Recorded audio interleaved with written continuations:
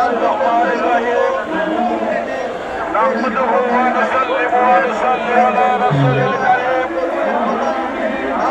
الحمد لله رب العالمين الصلاة والسلام على ومن بقية পয়সা পাই না অন্তর জমি সাকির হয়ে করি করজোর জনতার ঘরে আজকের প্রেম দিবস উদযাপন করার জন্য জাতীয় প্রেসিডেন্ট আছেন এইখানে দেশপ্রেমে অবদান রাখার ক্ষমতা নিয়ে প্রভু তাদেরকে সবাই বলে আমিন।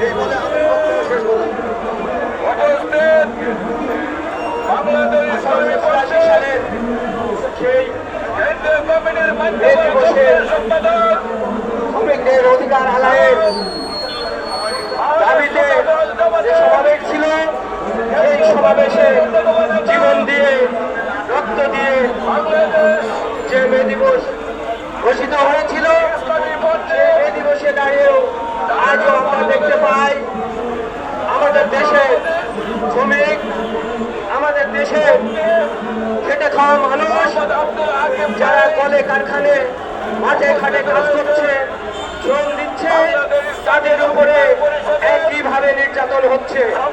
এখনো পর্যন্ত এই শ্রম অধিকারে দাবিতে যারা আন্দোলন করছে সেই শ্রমিকরা নানা জায়গায় নানাভাবে হত্যা হচ্ছে, জীবন দিচ্ছে।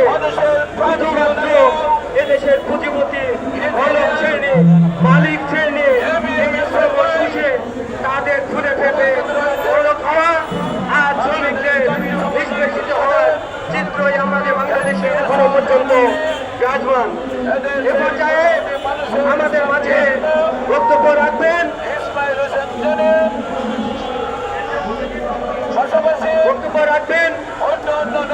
জাতীয় গণতান্ত্রিক ফেডারেশনের আজকের সমাবেশে উপস্থিত বিপ্লবী ছাত্রমন্ত্রীর ছাত্র প্রতিনিধি এদি হাসান।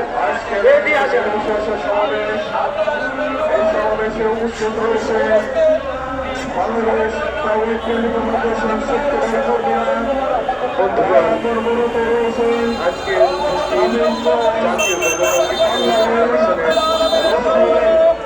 জাতীয় গণতান্ত্রিক ফেডারেশনের জাতীয় নেতৃবৃন্দ সবাই সবাইকে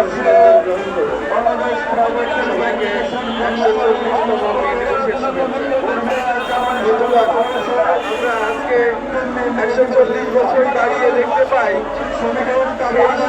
এই শহরে যারা সমস্ত শ্রমিক জীবন দিয়েছিলেন, যারা রক্ত দিয়েছিলেন, বন্ধুগণ, রক্ত দেওয়ার কিছু এখনো শেষ হয় না।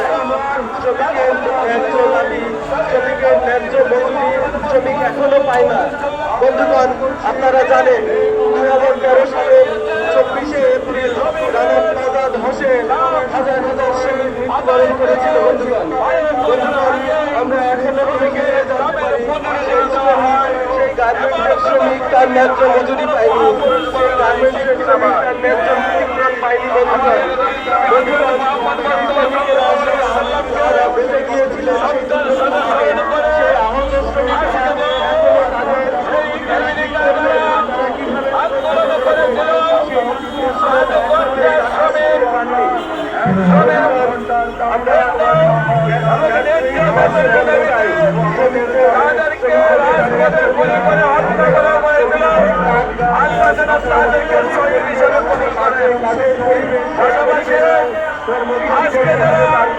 সঠিকের পক্ষে কথা বলছে, রাজপথে দাঁড়িয়েছেন, প্রত্যেকের দাবি পূরণ করার ব্যবস্থা করেছেন। আমরা বলতে